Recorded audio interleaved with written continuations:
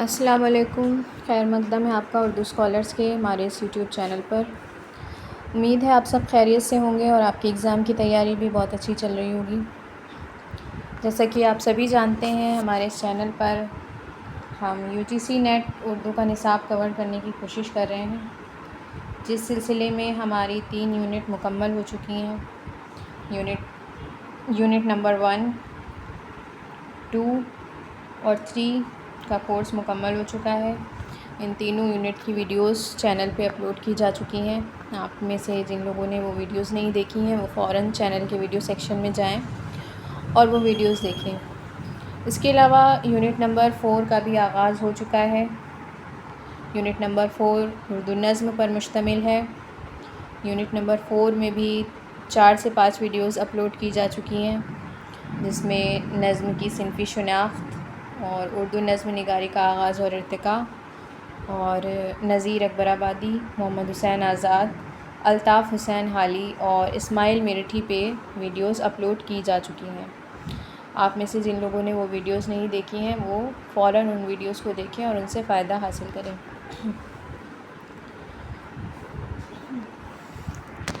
آج کی اس ویڈیو میں ہم اکبر الہ آبادی کے بارے میں بات کریں گے۔ اکبر الہ آبادی کی نظم فرزی لطیفہ، برق کلیسا اور دربار دہلی ہمارے نصاب میں شامل ہے۔ ان نظموں کو بھی ضرور دیکھیے گا۔ اس کے علاوہ اگلی آنے والی ویڈیوز میں ہم برج نارائن چکبس، علامہ اقبال، جوش ملی آبادی، میرا جی، فیض احمد فیض، اختر الایمان، مخدوم محی الدین، نون میم راشد، ساحر لدھیانوی اور شفیق فاطمہ شیرہ پنج ایک ایک کر کے بات کریں گے انشاءاللہ۔ آج کا ہمارا موضوع ہے اکبر الہ آبادی۔ کل کی ویڈیو میں نے آپ کے لیے کچھ سوال چھوڑے تھے، امید ہے آپ نے ان کے آنسر دیے ہوں گے، تو ایک بار ان کے جواب بتاتے چلتے ہیں، اس کے بعد اپنا موضوع آج کا شروع کریں گے۔ تو کل کے جو سوال تھے ان پہ ایک بار نظر ڈال لیتے ہیں۔ بچوں کا شاعر کسے کہا جاتا ہے؟ بچوں کا شاعر کسے کہا جاتا ہے؟ آپشنز ہیں حالی کو، اقبال کو، اسماعیل میرٹھی کو یا پھر چکبس کو۔ تو کریکٹ آنسر اس کا ہو جائے گا ہمارا 3rd آپشن، اسماعیل میرٹھی کو۔ اسماعیل میرٹھی کو بچوں کا شاعر کہا جاتا ہے، کیونکہ انہوں نے بچوں کے لیے بہت سی نصابی کتابیں بھی لکھی ہیں اور بہت سی نظمیں بھی لکھی ہیں۔ اگلا سوال دیکھتے ہیں۔ اسماعیل میرٹھی کب پیدا ہوئے؟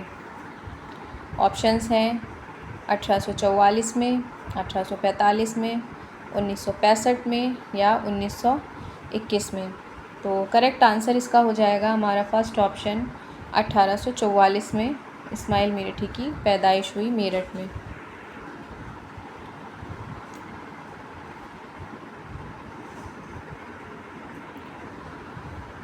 ان میں سے اسماعیل میرٹھی کی نظم کون سی ہے؟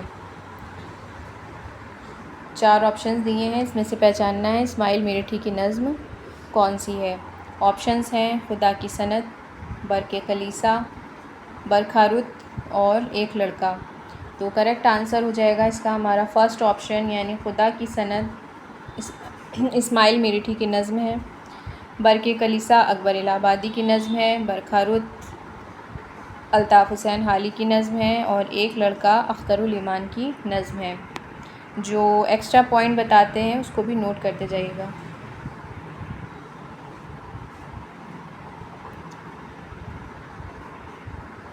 اسماعیل میرٹھی کے ہم عصر کون تھے؟ آپشنز ہیں اکبر الہ آبادی، مولانا محمد حسین آزاد، شبلی نعمانی یا مرزا غالب۔ کریکٹ آنسر اس کا ہو جائے گا ہمارا 2nd آپشن، مولانا محمد حسین آزاد۔ محمد حسین آزاد اور مولانا الطاف حسین حالی ان کے ہم عصر تھے۔ تو یہ تھے کل کے سوالات۔ اب ہم آج کا اپنا موضوع شروع کرتے ہیں۔ اکبر الہ آبادی۔ اکبر الہ آبادی بہت اہم شخصیت ہیں اور بہت اہم نام ہے۔ طنز و ظرافت کی جب ہم بات کرتے ہیں اردو شاعری میں، تو اکبر الہ آبادی کا نام سب سے پہلے آتا ہے، کیونکہ اکبر الہ آبادی نے اپنی شاعری میں ایک نیا طریقہ اختیار کیا ہے، ایک نئے طرز کی شاعری انہوں نے شروع کی ہے۔ اس میں طنز کا انہوں نے سہارا لیا ہے، طنز کا سہارا لیا ہے اور اس طنز سے مزہ پیدا کرنے کی کوشش کی ہے، اور جو نظام اس وقت چل رہا تھا اس پہ گہری چوٹ پہنچانے کی کوشش کی ہے۔ جو مغربی نظام چل رہا تھا، مغرب کی طرف لوگوں کا جھکاؤ ہو رہا تھا، اس کو اپنی شاعری میں اکبر الہ آبادی نے اس کو اپنی شاعری میں طنز و مزاح کا نشانہ بنایا ہے۔ اکبر 1846 میں پیدا ہوئے الہ آباد میں اور 1921 میں ان کا انتقال ہوا۔ ان کی شخصیت دیکھ لیتے ہیں۔ اصل نام اکبر حسین تھا اور اکبر تخلص تھا، اور الہ آباد میں پیدا ہوئے تھے، اس لیے نام کے آگے الہ آبادی لگاتے تھے، تو اکبر الہ آبادی کے نام سے مشہور ہوئے۔ 1846 میں الہ آباد میں پیدا ہوئے۔ والد کا نام تفضل حسین تھا، جو ایک نائب تحصیلدار تھے۔ ان کے والد ایک تحصیلدار تھے۔ ابتدائی تعلیم گھر پر ہوئی اور پھر ان کا داخلہ مشن اسکول میں کروا دیا گیا، لیکن گھر کی مالی حالات ٹھیک نہ ہونے کی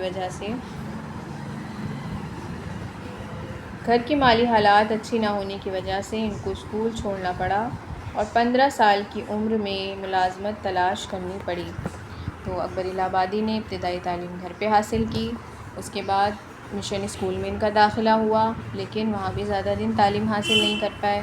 گھر کے مالی حالات ٹھیک نہیں تھے، اس لیے انہوں نے تعلیم چھوڑ دی اور ملازمت تلاش کرنا شروع کر دی۔ اسی عمر میں ان کی شادی ختیجہ خاتون کے نام کی ایک دیہاتی لڑکی سے کر دی گئی تھی، لیکن بیوی ان کی پسند کی نہیں تھی۔ 15 سال کی عمر میں ان کی شادی ایک دیہاتی لڑکی سے کر دی گئی تھی، لیکن وہ ان کو پسند نہیں تھی۔ اس کے بعد انہوں نے ایک طوائف بوٹا خاں سے بھی شادی کی تھی، جس کا جلدی انتقال ہو گیا تھا۔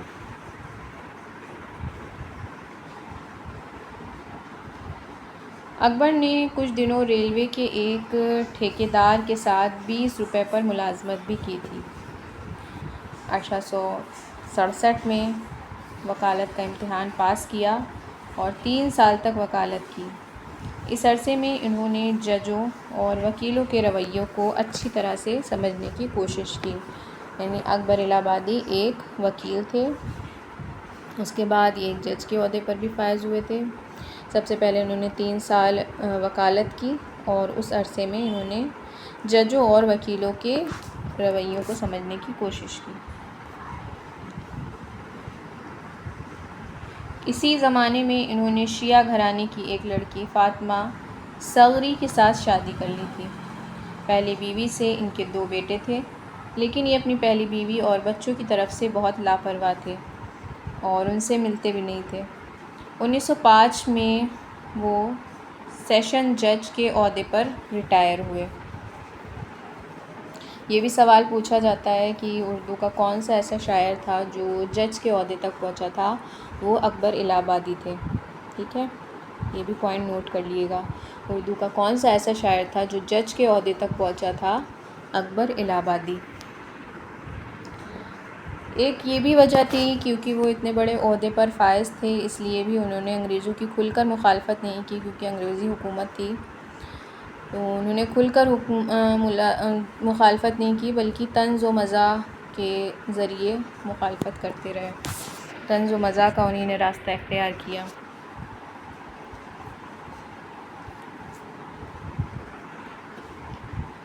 باقی زندگی انہوں نے الہ آباد میں گزاری۔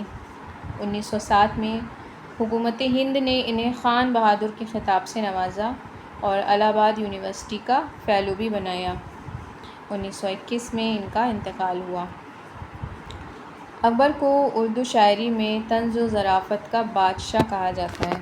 طنز و ظرافت کا بادشاہ کہا جاتا ہے۔ اس سے پہلے اکبر الہ آبادی سے پہلے طنز و ظرافت کا استعمال نہیں کیا جاتا تھا اردو شاعری میں۔ اکبر وہ پہلے ایسے شاعر تھے جنہوں نے ان چیزوں کا استعمال کیا۔ ان سے پہلے اردو شاعری میں طنز و مزاح ریختی یا ہجویات کے سوا اور کوئی اہمیت اور تسلسل نہیں حاصل کر سکا تھا۔ یعنی کہ جب اکبر الہ آبادی سے پہلے طنز و مزاح کس شکل میں موجود تھا؟ ریختی کی شکل میں موجود تھا، ہجویات کی شکل میں موجود تھا، لیکن اس طرح کا طنز جس طرح کا اکبر نے استعمال کیا ہے وہ موجود نہیں تھا۔ اکبر کی ظرافت کا مقصد تفریح نہیں تھا، بلکہ اس کا ایک خاص مقصد تھا۔ کیا مقصد تھا؟ وہ قوم کو بیدار کرنا چاہتے تھے، وہ مغرب پرستی کو کم کرنا چاہتے تھے اپنی قوم سے۔ اکبر کی دور اندیش نگاہوں نے دیکھا کہ دنیا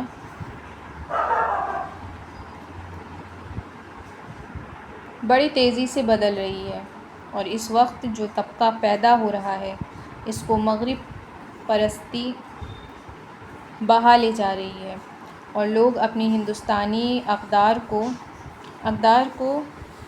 حکارت کی نگاہ سے دیکھنے لگے ہیں۔ انہوں نے اپنی شاعری میں مغرب پرستی پر گہرے طنز کیے ہیں۔ اکبر نے کیوں طنز کو اختیار کیا یہ میں بتا چکی ہوں آپ کو، کیونکہ وہ ڈائریکٹلی کچھ نہیں کہہ سکتے تھے، انگریز حکومت کے خلاف کچھ وہ ڈائریکٹلی نہیں بول سکتے تھے، اور ان سے یہ سب برداشت بھی نہیں ہو رہا تھا جو معاشرے کا حال ہو رہا تھا، مغرب پرستی جو بڑھتی جا رہی تھی حد سے زیادہ، وہ سب چیزیں ان سے برداشت بھی نہیں ہو رہی تھیں، لہٰذا انہیں نے طنز کا پیرایا اختیار کیا۔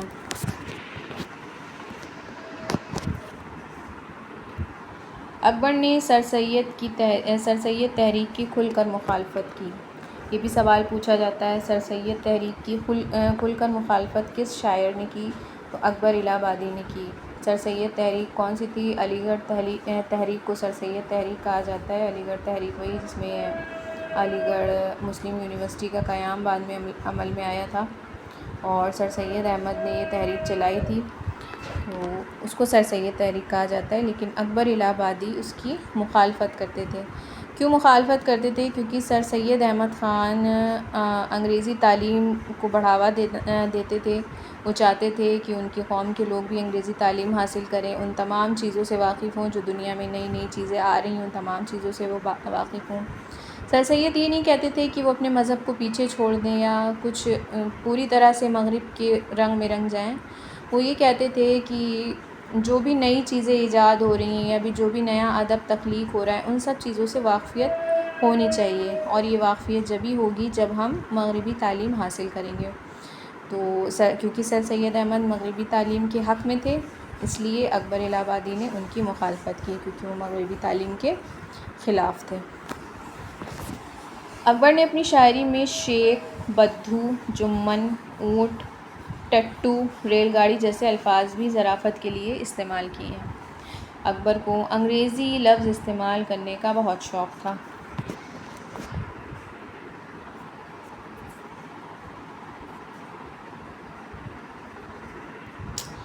اکبر کی شاعری کا مطالعہ ہماری سوسائٹی کی ذہنیت کا ایک ایسا مرقع پیش کرتا ہے جس کی مثال نہیں ملتی۔ سر سید کی موت پر اکبر نے کہا تھا، ہماری باتیں ہی باتیں ہیں، سر سید کام کرتا ہے۔ یہ وہی اکبر الہ آبادی ہیں جنہوں نے سر سید تحریک کی مخالفت کی تھی، سر سید احمد خان کی مخالفت کی تھی، لیکن جب سر سید احمد خان کا انتقال ہو گیا تو انہوں نے کہا کہ ہماری باتیں ہی باتیں ہیں، سر سید کام کرتا ہے، اور واقعی میں سر سید احمد خان نے بہت اہم کارنامے انجام دیے ہیں۔ ان پہ بھی ہم بات کریں گے انشاءاللہ، جب ہم سر سید کو پڑھیں گے تو ان پہ بھی تفصیل سے بات کی جائے گی۔ خواجہ حسن نظامی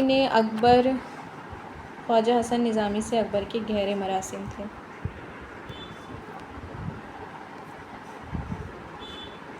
اکبر کے ادبی کارنامے، تو حالات زندگی سمجھ میں آ گئی ہوگی،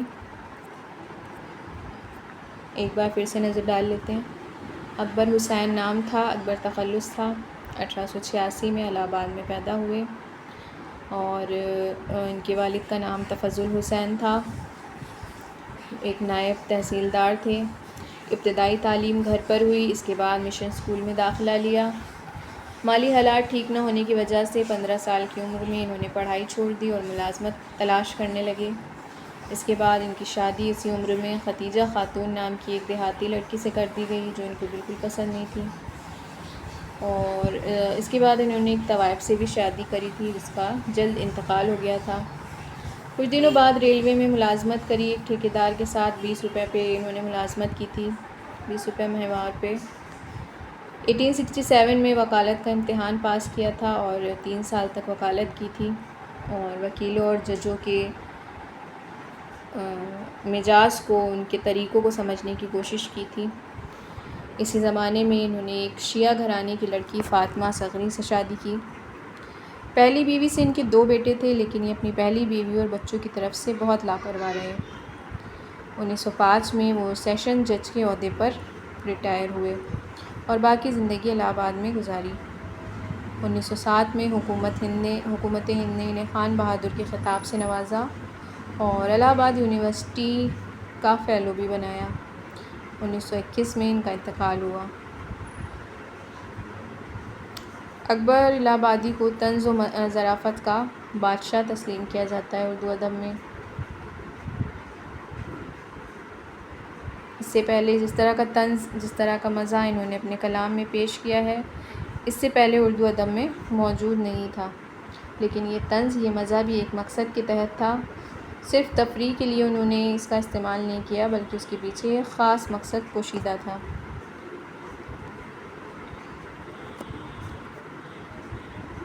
اکبر الہ آبادی نے سر سید تحریک کی کھل کر مخالفت کی۔ انہوں نے اپنی شاعری میں شیخ، بدو، جمن، اونٹ، ٹٹو، ریل گاڑی جیسے الفاظ ظرافت کے لیے استعمال کیے۔ ان کو انگریزی الفاظ استعمال کرنے کا بہت شوق تھا۔ ان کی شاعری کا مطالعہ کرنے سے اس زمانے کی سوسائٹی کی ذہنیت کا پتہ چلتا ہے۔ اور سر سید کی موت پر انہوں نے کہا تھا کہ ہماری باتیں ہی باتیں ہیں، سر سید کام کرتا ہے۔ خواجہ حسن نظامی سے بھی ان کے گہرے مراسم تھے۔ ان کے ادبی کارنامے دیکھ لیتے ہیں۔ اکبر کا کلیات 4 حصوں پر مشتمل ہے۔ داغ اور ہیرا اکبر کی ادبی مضامین ہیں۔ اکبر نے گاندھی نامہ کے نام سے ایک نظم لکھی جس میں 371 اشعار ہیں۔ یہ بھی سوال پوچھا جاتا ہے، گاندھی نامہ نظم کس نے لکھی؟ گاندھی نامہ نظم اکبر الہ آبادی نے لکھی، جس میں 371 اشعار شامل ہیں۔ اکبر کے خطوط کے مجموعے مکتوبات اکبر اور اکبر کے خطوط کے نام سے شائع ہوئے۔ 2 مجموعے ان کے خطوط کے، مکتوبات اکبر اور اکبر کے خطوط کے نام سے شائع ہوئے۔ 4 کلیات ان کا 4 حصوں میں مشتمل ہے۔ داغ اور ہیرا ان کے ادبی مضامین ہیں۔ ان کی اہم نظمیں دیکھتے ہیں۔ برق کلیسا، جلوہ دربار دہلی، تعلیم نسواں، نظم قومی، گرمی بعث میں، انور نے یہ اکبر سے کہا، فرضی لطیفہ، ایک مصرع میں بدن، گاندھی نامہ، یہ دونوں الگ الگ ہیں۔ ایک مصرع میں بدن، گاندھی نامہ، کرزن سبھا، مستقبل، مدرسہ علی گڑھ، پانی کا بہاؤ ان کی مشہور نظمیں ہیں۔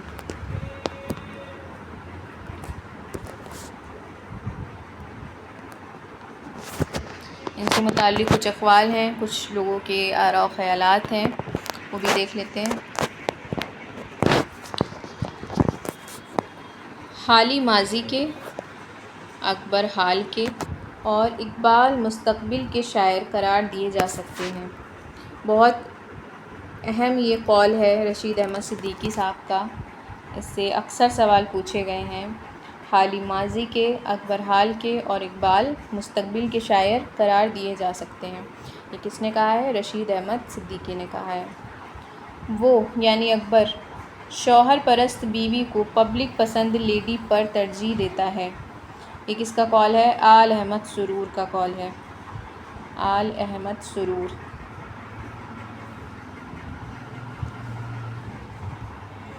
یہ جتنے بھی قول یہاں پہ پیش کیے گئے ہیں بہت ہی مشہور قول ہیں اور ان سے اکثر و بیشتر سوال بنتے رہتے ہیں، ان کو ضرور نوٹ کر لیے گا۔ اکبر کی نظر قوم کی میراث پر بھی ہے اور قوم کی تقدیر پر بھی۔ یہ کس کا قول ہے؟ رشید احمد صدیقی کا قول ہے۔ اکبر کی نظر قوم کی میراث پر بھی ہے اور قوم کی تقدیر پر بھی۔ اکبر روایتی ہوتے ہوئے بھی باغی اور باغی ہوتے ہوئے بھی اصلاحی ہیں۔ یہ بھی رشید احمد صدیقی کا قول ہے۔ جو فقرے اکبر یعنی کہ اکبر کی زبان سے نکلتے ہیں، انشا پردازی کے جواہر ریزے ہوتے ہیں۔ یہ مہندی آفادی کا قول ہے۔ وہ فکرے جو اکبر کی زبان سے نکلتے ہیں انشا پردازی کے جواہر ریزے ہوتے ہیں۔ مہندی آفادی۔ اقبال نے اکبر کو اپنا استاد معنوی کہا ہے، یہ بھی اہم ہے۔ اقبال نے کس کو اپنا استاد معنوی کہا ہے؟ اکبر الہ آبادی کو اپنا استاد معنوی کہا ہے۔ امید ہے آپ نے ویڈیو دھیان سے سنی ہوگی اور آپ نے ویڈیو کو لائک بھی کر دیا ہوگا اور چینل کو تو سبسکرائب کر ہی لیا ہوگا میرے خیال ہے، اور اگر نہیں کرا ہے تو فوراً چینل کو سبسکرائب کریں، کیونکہ جب آپ چینل کو سبسکرائب کریں گے تو ہماری اگلی آنے والی ویڈیو کی نوٹیفیکیشن آپ کو ہر وقت ملے گی اور آپ ان سے فائدہ اٹھا سکیں گے۔ اور ویڈیو کو ایک بار شیئر بھی کر دیے گا تاکہ اور بھی لوگ اس سے فائدہ اٹھا سکیں۔ اگر آپ نے ویڈیو کو دھیان سے دیکھا ہے تو اور دھیان سے سنا ہے تو آپ ان سوالات کے آسانی سے جواب دے دیں گے۔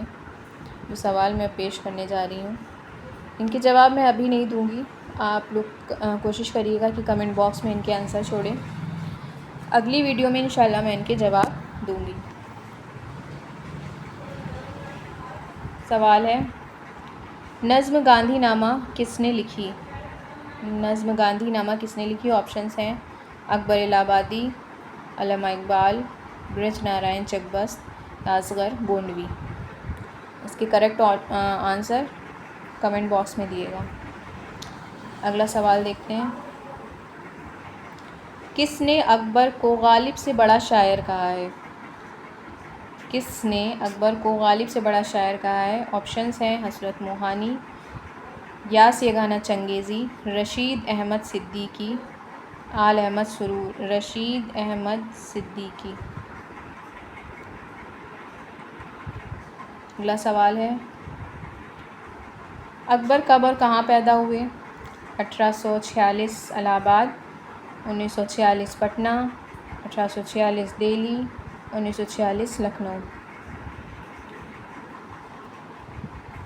آخری سوال آج کا، لسان العصر کسے کہا جاتا ہے؟ لسان العصر کسے کہا جاتا ہے؟ آپشنس ہیں اقبال کو، حسرت کو، اکبر کو یا فیض احمد فیض کو۔ امید ہے آپ کو سوال سمجھ میں آئے ہوں گے، اتنے مشکل سوال نہیں ہے، اگر ویڈیو دھیان سے سنی ہے تو آپ آسانی سے جواب دے دیں گے، لیکن کمنٹ باکس میں جواب ضرور دیے گا، اس سے آپ کی اچھی پریکٹس ہوگی اور آپ کو پتہ چلے گا کتنا آپ کو سمجھ میں آیا ہے، کتنا یاد ہوا ہے۔ یہ تھی ہماری آج کی ویڈیو، امید ہے آپ کو پسند آئی ہوگی اور آپ نے لائک شیئر اور سبسکرائب بھی کر دیا ہوگا، اور ہمارے چینل پہ جو شارٹ ویڈیوز اپلوڈ کی جا رہی ہیں ان کو بھی ضرور دیکھا کریں، ان سے بھی آپ کو بہت زیادہ فائدہ ہوگا۔ ان میں بھی چھوٹے چھوٹے ٹاپکس دیے جاتے ہیں جس سے آپ کو ایگزام ٹائم کے شارٹ نوٹس بنانے میں آسانی ہوگی، ان کو بھی ضرور دیکھا کریں۔ اگلی ویڈیو میں ہم اگلے شاعر کے بارے میں بات کریں گے، تب تک کے لیے اچھے سے پڑھائی کرتے رہیے، ملتے ہیں اگلی ویڈیو میں، اللہ حافظ۔